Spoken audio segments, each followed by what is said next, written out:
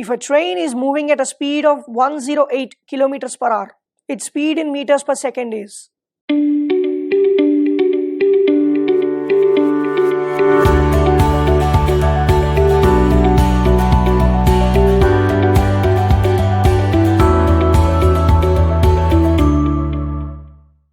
Hi, I'm Akshita, and the topic for now is problems on trains. So before getting into problems, let us learn few concepts related to it. Let us first learn how we convert kilometers per hour to meter per second. Let us assume that a train is traveling with speed A and its units are given in kilometers per hour. So how do we convert this kilometer per hour to meter per second? So multiplying A with 5 by 18 converts it from kilometer per hour to meter per second. This is the only formula which we have to remember to convert kilometer per hour to meter per second. Then to convert it from meter per second, let us send this 5 by 18 to the other side, to this side. So that we'll only have A meter per second. A meter per second will be A into 18 by 5. As we have sent 5 by 18 to the other side, it becomes 18 by 5 kilometer per hour.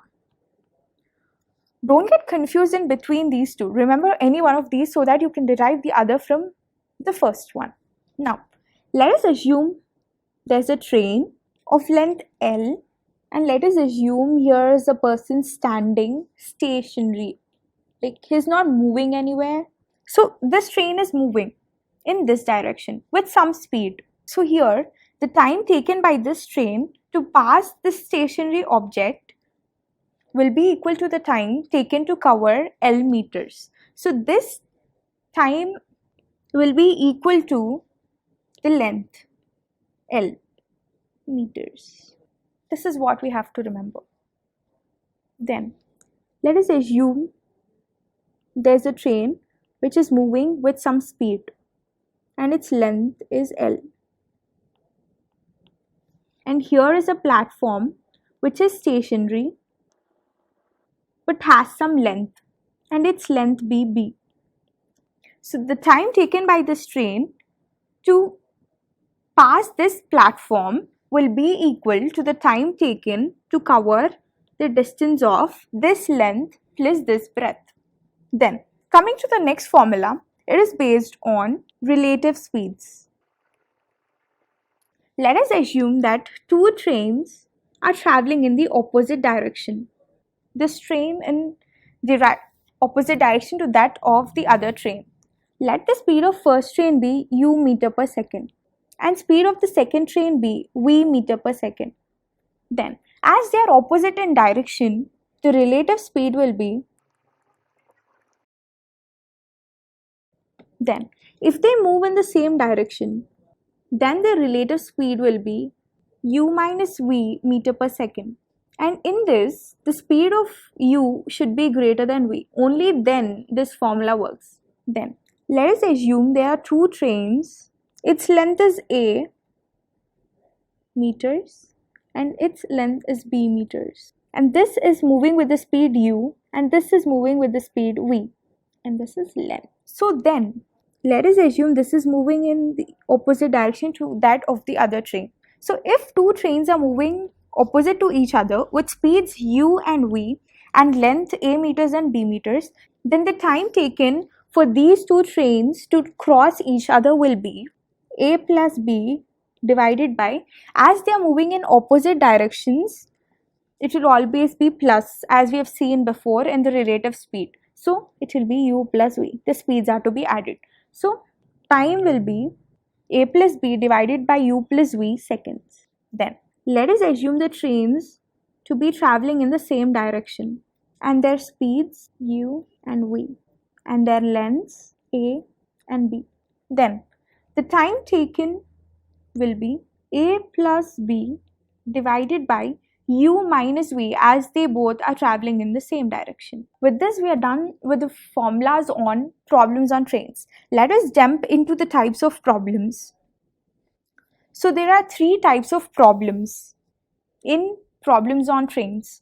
The first one is purely formula based and the second one is based on relative speeds, as we have learned the formulas. already. And the third one will be relative motion. We have learned formulas for these also. Then, let us jump into the first type of questions. Let us first read the question. A train is moving at a speed of 132 km per hour. If the length of the train is 110 meters, how long will it take to cross a railway platform 165 meters long?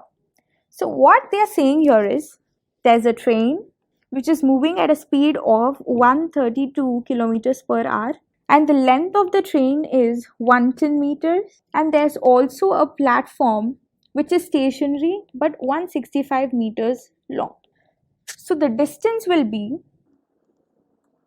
L plus B, as I've said earlier, that is 110 plus 165. So it is 275 meters. Now we have got the distance and the speed is also given. Speed is 132 kilometer per hour. So as it is in kilometer per hour, we have to convert it into meter per second. So 132 into, what is it? 5 by 18. So 132 into 5 by 18 meter per second. That is 110 divided by 3 meter per second. Now, we've got the distance, we've got the speed. We have a formula. Speed is equals to distance by time. That is, distance is 275, which is divided by the speed 110 divided by 3. That is 15 by 2. That is 7 1 by 2 seconds. So we've got the time. Now, coming to the second question. Let us understand the question first. A goods train runs at a speed of 72 kilometers per hour and crosses a 250 meters long platform in 26 seconds. What is the length of the goods train? They're asking us the length of the goods train. So at first, let us assume the length of the goods train to be x. Let it be like that. So they have given us the speed, but that speed is in kilometer per hour. So let us convert this kilometer per hour to meter per second.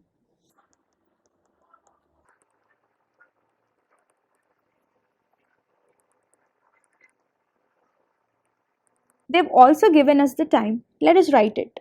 26 seconds. Let us draw a train to understand the question more specifically. So this train is traveling in this direction and there's a platform which is 250 meters long but is stationary. So here you don't know the length of x and here you know the length of this. But the total distance will be always the train's length plus the platform's length. So it will be x plus 250. So this is the distance which is covered. So we've got the speed, we've got the time, and we've got the distance. We have to relate it using speed is equals to distance by time again. So this will be speed is 20, distance is x plus 250, and time is 26. So 20 into 26 is 520. That is equals to x plus 250. So x will be 520 minus 250. That is 270 meters as it is length. In the next lecture, we will be solving type 2 questions.